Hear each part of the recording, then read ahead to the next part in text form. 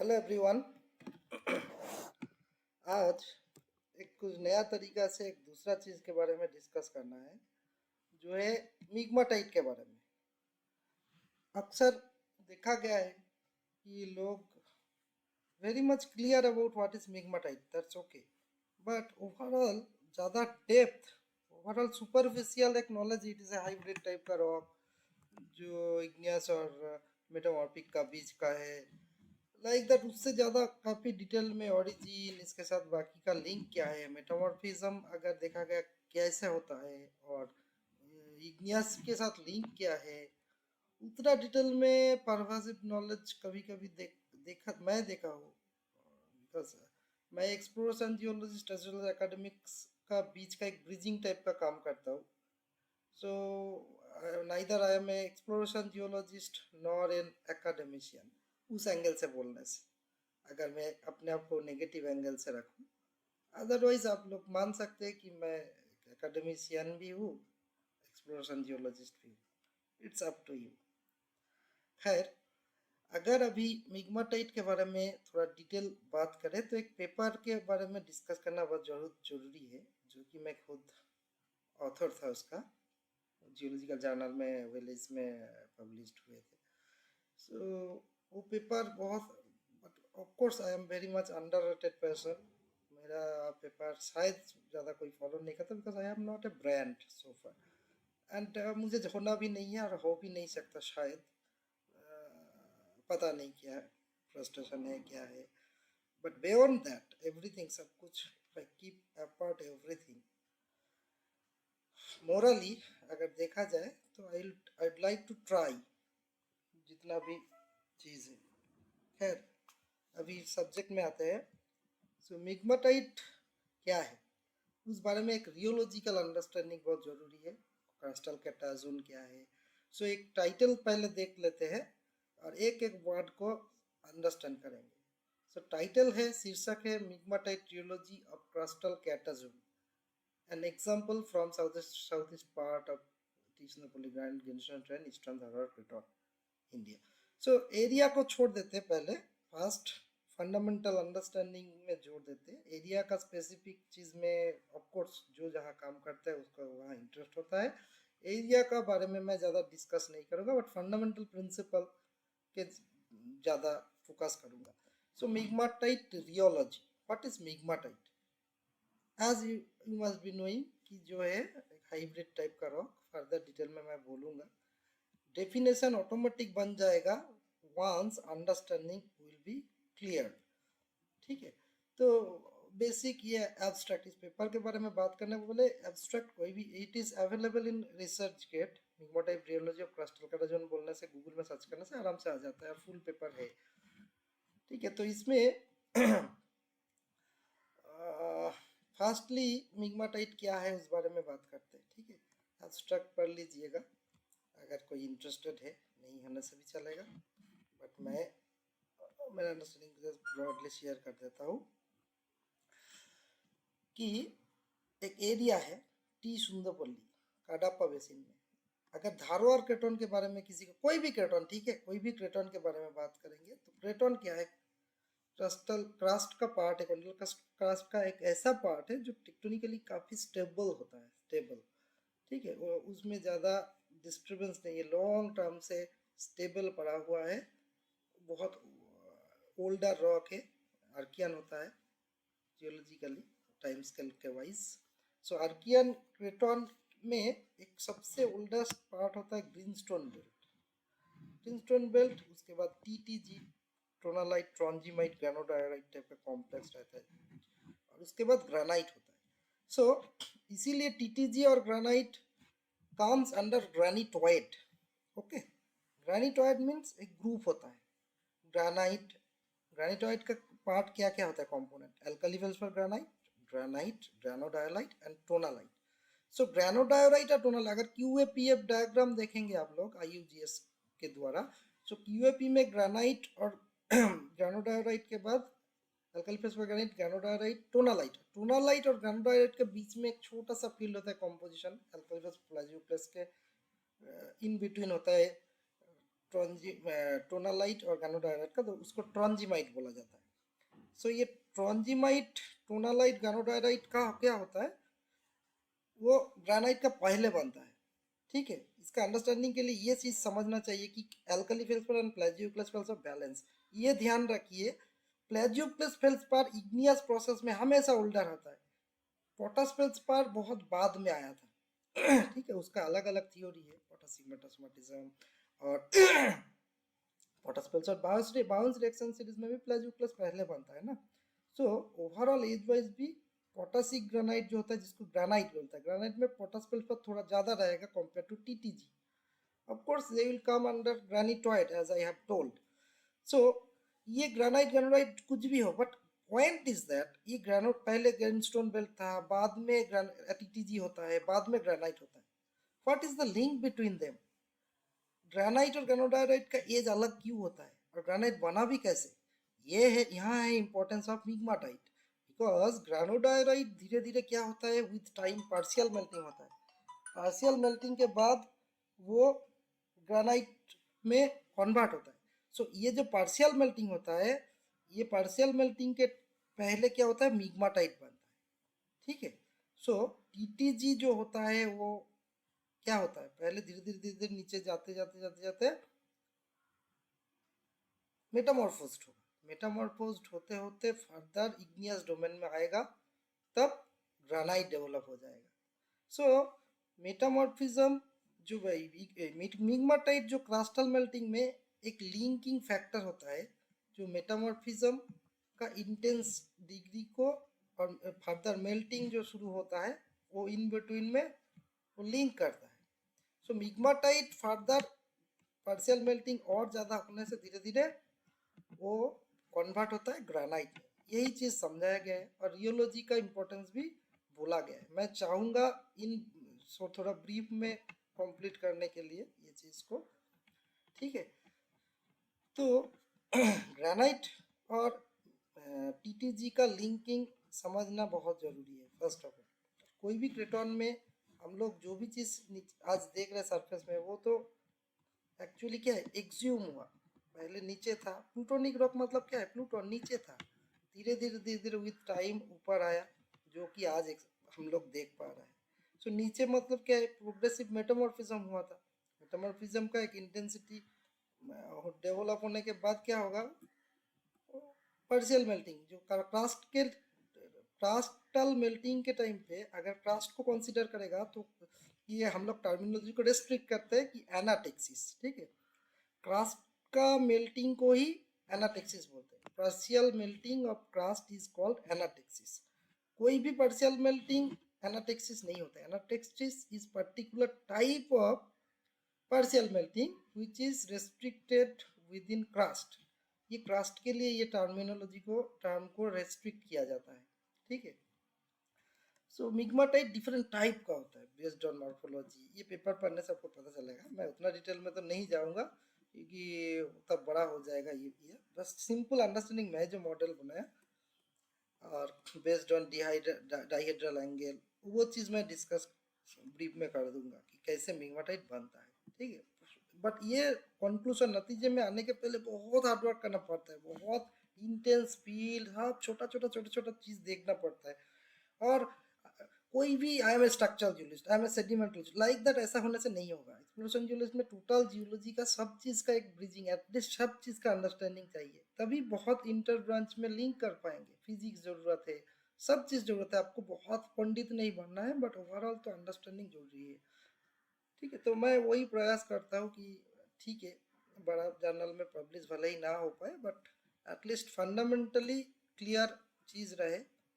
और hi fi journals तो बहुत सारा डेटा आजकल क्या होता है, सोफिस्टिकेटेड डेटा में ध्यान दिया जाता है, बट फंडामेंटल डेटा जो फील्ड है, जो आर्काइव है, उसको कभी कभी अक्सर नज़रअंदाज किया जाता है कि लोग सोचते हैं कि फील्ड तो बहुत हो गया, सभी लोग सब समझ गया, फील्ड से क्या होगा और क्या एक्स्ट्रा आएगा।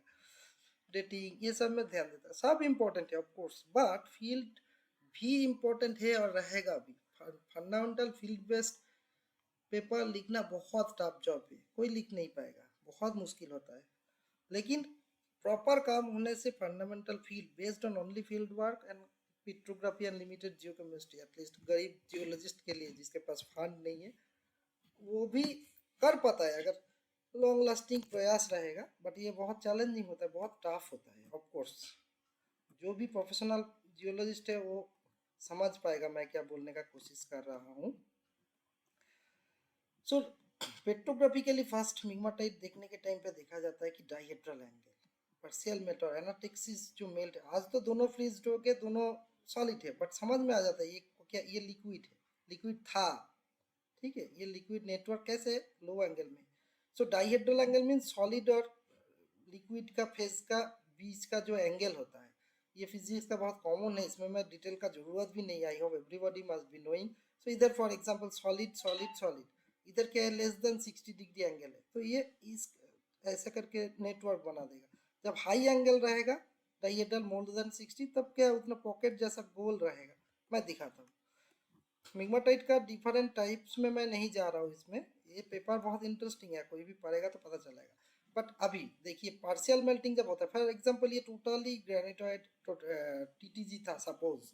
सो इसमें क्या होता है पहले टोटल सॉलिड, तो बीच में फर्स्ट टाइम जब मेल्ट बनेगा कैसे बनेगा, पॉकेट टाइप का बनेगा, ऐसा छोटा छोटा पॉकेट, कोई लिंकिंग नहीं है, टोटल सॉलिड फ्रेम बीच बीच में लिक्विड का पॉकेट है। So solid versus liquid angle very high, गोल टाइप का है ना, तो more than 60 degree. With progressive melting क्या होता है और थोड़ा गर्म धीरे धीरे नीचे जाएगा, जब ग्रेड बढ़ेगा तब क्या होगा ये डाइहेड्रल एंगल चेंज होता है, बिकॉज लिक्विड का प्रोपोर्शन बढ़ते रहेगा। लेकिन कैसे बढ़ेगा, बढ़ते बढ़ते ये जो देखो यहाँ पे जो हाई एंगल है ये चेंज हो रहा है, और चेंज होते होते ये एक दूसरे को पॉकेट को कनेक्ट कर ले रहा है। इवेंचुअली फर्दर इसमें देखिए थर्ड स्टेज में ये कनेक्ट करते करते जुड़ जा रहा है। ऐसे होते होते होते होते क्या होगा, ये लिक्विड का ही नेटवर्क बन जा रहा है, और सॉलिड इनफैक्ट उल्टा आइलैंड जैसा पड़ा रहेगा। तो पहले क्या था सॉलिड टोटल था, धीरे धीरे लिक्विड बढ़ते जा रहा है, बढ़ते बढ़ते जब डाइहेड्रल एंगल 60 डिग्री से नीचे चला जाएगा एक नेटवर्क बना लेगा, लिक्विड ही मेन हो जाएगा, लिक्विड चारों तरफ घेर लेगा, सॉलिड का आइलैंड जैसा बन जाएगा। और ये चीज भी रियोलॉजी का इंपॉर्टेंस अभी क्या है, रियोलॉजी क्या है, रियोलॉजी फ्लो विस्कोसिटी के साथ लेना देना होता है। विस्कोसिटी क्या है, shear stress by shear strain, shear strain होने का जो ये होता है दैट मीन्स फ्लो, फ्लो होने का एक मानदंड है। इसमें मैथमेटिकल कैलकुलेशन में अभी नहीं जा रहा हूँ बिकॉज वीडियो बहुत बड़ा हो जाएगा। तो इतना जान लीजिए विस्कोसिटी बढ़ जाने से क्या होगा, हाई विस्कोसिटी फ्लो कर नहीं पाता है, ठीक है, और विस्कोसिटी कम होने से फ्लो कर पाएगा। सो लिक्विड पोर्शन बढ़ने का मतलब होता है फ्लो होने का कैरेक्टरिस्टिक्स थोड़ा बढ़ेगा, सो विस्कोसिटी थोड़ा थोड़ा कमते रहेगा लिक्विड बढ़ने से। तो रियोलॉजी क्या होगा, दोनों चीज इंपॉर्टेंट है। जब लिक्विड बढ़ते जा रहा है सॉलिड ओवरऑल धीरे धीरे उसका सॉलिडिफाइड चीज का कैरेक्टर चेंज हो रहा है, वीक हो जा रहा है। सो जैसे पहले पत्थर जैसा था, अभी धीरे धीरे धीरे गर्म होते होते मेल्ट का प्रोपोर्शन बढ़ते बढ़ते क्या होगा, ये च्यूइंग गम जो चबाया जाता है ना, च्यूइंग गम वैसा टाइप का मटेरियल बन जाएगा। सो लिक्विड ज़्यादा बढ़ते बढ़ते बढ़ते बढ़ते क्या होगा, इसमें थोड़ा डिफॉर्मेशन होने से भी आराम से फोल्डिंग बना देगा, जिसको हम लोग टिग्मेटिक फोल्ड बोलते हैं। मिग्माटाइट में टिपिकल बनता है, क्यों बनता है, बिकॉज उसमें धीरे धीरे रियोलॉजी ऐसा हो जाता है, डक्टाइलिटी इतना बढ़ जाता है, थोड़ा डिफॉर्मेशन होने से भी आराम से फोल्ड बना देगा। जहाँ पे लेकिन पहले सॉलिड जब मेल्ट पोर्शन कम था तब क्या था, तब फ्रैक्चर टाइप का ब्रिटल डिफॉर्मेशन बन जाएगा, तो टोटली हार्ड है। थोड़ा डिफॉर्मेशन होने से फर्स्ट ऑफ ऑल कुछ है करेगा नहीं, और होने से भी ज़्यादा बढ़ने से भी टेक्टोनिज्म बढ़ने से भी ये फ्रैक्चर टाइप का डिफॉर्मेशन ब्रिटल डिफॉर्मेशन करेगा। लेकिन लिक्विड पोर्शन बढ़ने से धीरे धीरे क्या करेगा, ये फोल्डिंग डक्टिलिटी की तरफ भी बढ़ेगा। सो डक्टाइल जोन डेप्थ वाइज भी कंट्रोल होता है एज वेल एज जियोलॉजी भी इन्फ्लुएंस करता है ना। तो इवेंचुअली क्या होगा, ऐसा लिक्विड घेर लेके और बढ़ते बढ़ते लिक्विड ही मेन हो जाएगा, तो ग्रेनाइट बनेगा। सो मिग्माटाइट ये तीनों स्टेज तक कॉन्फाइंड है, फर्दर हो जाने से ग्रेनाइट हो जाएगा। कब ग्रेनाइट बोलूँगा, जब टोटल 60% से ज़्यादा ऑलमोस्ट लिक्विड हो जाएगा। सो ये लिक्विड इनिशियली क्या करेगा, कोई भी पार्शियल मेल्टिंग क्या होगा, कोई भी पार्शियल मेल्टिंग बाउंस रिएक्शन के सीरीज के अकॉर्डिंगली क्या होगा, फटाक से एक साथ सब चीज मेल्ट नहीं होता है ना, मेल्ट होने से भी एनाटॉक्स एक पार्शियल मेल्टिंग होता है, कोडपुट जैसा वैसा नहीं है, हर चीज़ एक साथ मेल्ट हो जाता है। मिनरलोजिकल एसोसिएशन के वाइज जैसे क्वार्ज, फेल्सपार, क्वार्ज फेल्सपार चीज़ धीरे धीरे पहले मेल्ट होगा, सबसे पहले तो क्वार्ज होगा, उसके बाद दूसरा। सो इस इन बिटवीन में जो मेल्ट निकल जा रहा है वो क्या होगा, शुरू में ज़्यादा फेल्सिक मेल्ट जनरेट होगा ना। सो इसीलिए इवेंचुअली जितना पार्शियल मेल्ट होता है शुरू शुरू में ग्रेनाइटिक जो होता है एल्कली फेल्सपार ग्रेनाइट टाइप का होगा, उसके बाद नेचुरल ग्रेनाइट टाइप का होगा, है ना। ये है natural characteristics. So overall just further और एक चीज़ देख लेना बहुत ज़रूरी है मिग्माटाइट का। फिर देखो हमेशा जरूरी नहीं कि बहुत हाई प्रेशर हाई टेम्परेचर होने से मिग्माटाइट बनेगा, मिग्माटाइट बहुत कम टेम्परेचर में ही बन सकता है। मिग्माटाइट मीन्स नथिंग, मेल्ट होने का पहले का स्टेज, ठीक है, हाइब्रिड रॉक। तो ये टेम्परेचर वर्सेस प्रेशर डायग्राम है, ये मेगा पास्कल है 200, तो मेगा पास्कल और किलो बार में ऑलरेडी बोला, 2 किलो बार मतलब 200 मेगा पास्कल, और इसका डेप्थ के वाइज देख लो। सो विथ टाइम, पहले तो क्रास्ट इतना थिक नहीं था आर्कियन में, सो क्रास्ट इटसेल्फ, आज का जो कास्ट है 35 किलोमीटर वैसा तो बना ही नहीं था उस टाइम। तो उस टाइम मैक्सिमम 10-15 किलोमीटर का जो क्रास्ट था, तो उसमें मैक्सिमम ये सिस्टोसिटी तक बनेगा, नाइसोसिटी बनना पॉसिबल ही नहीं था, नाइसिक फोलिएशन और मिग्माटाइट। बट इसमें क्या हुआ था ये चीज़ जानना बहुत ज़रूरी है, बिकॉज टेम्परेचर मेल्टिंग जो पॉइंट होता है ना वो प्रेशर के साथ लेना देना रहता है। प्रेशर बढ़ जाने से मेल्टिंग पॉइंट बढ़ जाता है, प्रेशर कम होने से मेल्टिंग पॉइंट भी कम हो जाता है, that is for dry system. लेकिन सरफेसियल रॉक में थोड़ा थोड़ा जब वाटर रहेगा, फ्लूइड प्रेजेंट जब रहेगा, उस टाइम का जो करेक्टरिस्टिक्स थोड़ा डिफरेंट होता है। फ्लूइड प्रेजेंट जब सिस्टम में रहता है तब प्रेशर शुरू में प्रेशर बढ़ने से मेल्टिंग पॉइंट कम हो जाएगा, उसके बाद फिर जो नेचुरल होगा, दैट मीन्स प्रेशर पहले बढ़ने से मेल्टिंग पॉइंट कमेगा, मतलब इजीली मेल्ट हो जाएगा, ठीक है, मेल्ट होकर सेपरेट हो जाएगा धीरे धीरे, इवेंचुअली ड्राइनेस जब अचीव हो जाएगा तब जो नेचुरल कैरेक्टरिस्टिक्स है वही फॉलो होगा, दैट मीन्स प्रेशर बढ़ने से मेल्टिंग पॉइंट बढ़ते रहेगा। बट शुरू में उल्टा होता है अगर सिस्टम में फ्लूइड्स प्रेजेंट रहता है तो। इसीलिए सरफेसियल कंडीशन में लो टेम्परेचर में भी मिग्माटाइट बन सकता है, ठीक है। और ये फर्दर ये this is the migmatite field in general, ठीक है।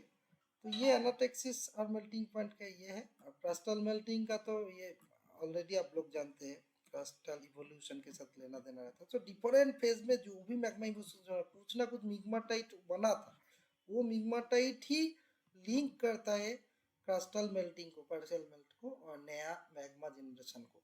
मिग्माटाइट इसीलिए बहुत इंपॉर्टेंट होता है, कोई भी रॉक का वेरिएशन मतलब ही इन बिटवीन में मिग्माटाइट था, स्पेशली मैं बोल रहा हूँ इग्नियस रॉक में डेफिनेटली। और ऑरोजेनी, ऑरोजेनी मीन्स यही जो बोला डिफॉर्मेशन, टेक्टोनिज्म। सो ये मैं एक फ्लो चार्ट बनाया था, देखने में कॉम्प्लिकेट लग रहा है बट रियलिटी यही है। बहुत आप लोग जब ये इसको डिटेलली देखेंगे और इसको अगर कोई नेचुरली एनालाइज करे तब पता चलेगा इसका इम्पोर्टेंस क्या है, धीरे धीरे कैसे सब चीज़ बनता है। और ओवरऑल जो खिचड़ी है, हम लोग जब काम करते फील्ड में टोटल चीज़ फाइनल प्रोडक्ट देखते हैं जो कि एक खिचड़ी है, जिसका डिफरेंट इंग्रेडिएंट्स कब मिला, कब खिचड़ी बनाने में क्या होता है, कब चावल बनाए, कब चावल डाला, कब दाल डाला, कब बाकी सब्जी डाला, कब बाकी मसाला डाला, सबका एक टाइमिंग रहता है। फाइनल प्रोडक्ट आपको खिचड़ी दिखेगा, बहुत टेस्टी है जो हम लोग फील्ड में देखते हैं, जो बहुत सारा रॉक टाइप वेरिएशन, बट कैसे बना उसको एक एक इंडिविजुअली पीछे जाने से पता चलता है उसका हिस्ट्री।